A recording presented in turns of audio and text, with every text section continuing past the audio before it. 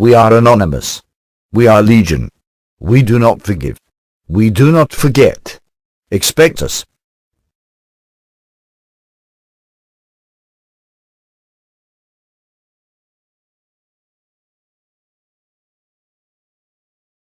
With you having viewed this video, with your department, people in the department having viewed this video, was this individual questioned by your department? Yes, he was questioned. Okay. Can you elaborate on that at all? Unfortunately, I can't. This case is being prosecuted, as you know, by the High Attorney General's office, and I'm not at liberty to discuss their case, which is going to trial soon. Okay. They have viewed this video, I'm assuming as well. All the evidence we obtained has gone to the prosecutors in Columbus. Is what he is doing in this video illegal? That would be up to them to decide. Okay. Prosecutors. Do you know why, he's making some pretty strong accusations in this video, do you know why he was not one of the ones put on the witness stand during this hearing? That's a question I can't answer. That's up to the prosecution, which is again the High Attorney General's office. Something else the police chief could not elaborate on was when or where they believe that video was taken. Now, right after I spoke to the chief, I went and took that video to Jefferson County Sheriff Fred Abdullah. While this is not his investigation, he did answer my questions. When did you see this video? I saw it today. You know, I'd heard about it in the past. I saw it today, and it's disgusting. And I've had people call her, numerous people call her, upset. They have seen it. Two women were crying because of what they witnessed. I mean, it really is disgusting to watch that video. You didn't see it before. Could you explain why you didn't look at that before? Supposedly, it was up on the internet and then it went down. Someone took it down. Now it's resurfaced. So, I think not many people at all saw it back then. But now it's out there, and now they see what the individual said. Why are you not involved in this investigation? Number one, the victim and her parents came to the Steubenville Police Department. Steubenville started their investigation.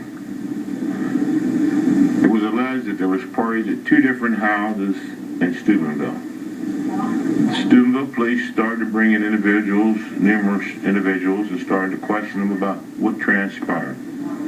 Then after 3 or 4 days into their investigation, they found out the crime occurred outside in Jefferson County, which would have been my territory. But they had already started the investigation. At that point in time, I can't go in and say, all right, this is my case, turn it over to me. I can't do that. The sheriff also wanted to address some of the statements being made about his department. That video is going to be posted raw on our website, WTOV9.com, following the evening news. Now, in regards to this video specifically, I also placed a call to Jefferson County Prosecutor Jane Hanlon. We will be sure to pass along her comments as well. And while Natalie was working on those interviews, I was simultaneously working my sources at the State Attorney General's office in Columbus. I spoke directly with Attorney General Mike DeWine on the telephone just around 4 o'clock this afternoon. He is the top law enforcement official in the state, and as you heard other officials mention, his office is currently overseeing both the investigation and the prosecution of the rape. I told him about the growing public concern in our area about the potential of a cover-up, and asked how he would reassure the general public that the case is being aggressively prosecuted and aggressively still being investigated. Is there anything you can do or say to those folks that believe that there's a cover-up, or that this case is not being prosecuted as aggressively as it could be?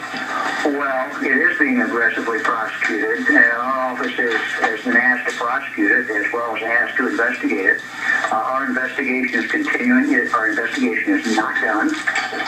It will continue. And we are prosecuting, as you know, 2 juveniles.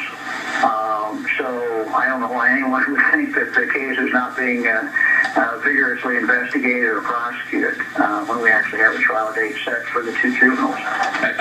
But in addition to the 2 juveniles, the case is still under investigation, and we are not done. And what I was attempting to ask him there is, when he talks about this case still being under investigation, does that mean that there could be additional people charged? He said he could not comment on that and would not until the case and the trial had completed. He told me that the teen rape case is one of, if not the highest priority case his office is currently handling statewide. And while he confirmed that he too had seen the video this morning, he would not verify that that video is part of the evidence that his investigators and prosecutors are currently working with. The case is set to go to trial with special prosecutors and an out-of-town judge on February 13th, 14th, and 15th. Now, we also sent News 9's Ryan Eldridge to the Steubenville address of the person we believe prominently featured in that viral video to ask him if he'd been in contact with police or had any additional information to share about the case. There was no answer at the door, but a next-door neighbor confirmed it is his address. We're still actively trying to locate the person featured in the video, ask him about those comments, and whether he was a witness to the actual crime itself. Now, we have been keeping you informed on this investigation since the first report was filed with the Steubenville Police Department. For all of our stories related to the Steubenville teen rape investigation, log on to our website, WTOV9.com. Continuing coverage tonight at 5 of a story we've been closely following for you from Jefferson County.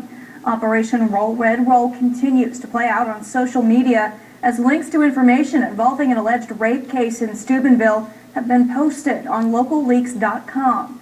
Hashtag Nightsec, who claims to have hacked RollRedRoll.com, posted the link to the information on his Twitter account.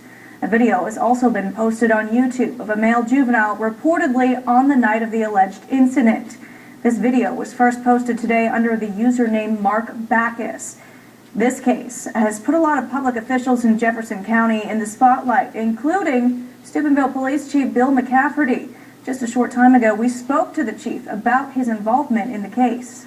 The Steubenville Police Department has been aware of this recent video that was released since late August. The subject who made the video was interviewed. This has all been turned over to the prosecutors, which is the High Attorney General's office, who's prosecuting this case. It's always been the policy of the Steubenville Police Department not to make comments on details of a case prior to going to trial. I know this is frustrating for some, but I can't change that now. This is, as you know, a high-profile case, and for all parties interested, I just believe I should not make a comment on this because I can't make a comment on it. It's being handled by an outside agency. Stay with 7 News. We are digging deep into this incident. We've talked to Ohio Attorney General Mike DeWine about this case. You'll hear what he has to say later tonight. In addition to the recent web incidents, a second rally is being planned for Saturday at the Jefferson County Courthouse. Members and supporters of the group Anonymous plan a rally in support of the alleged victim in this case. We're hearing this rally will be more organized than the first, as advocates are being asked to speak. We'll have much more coming up later tonight.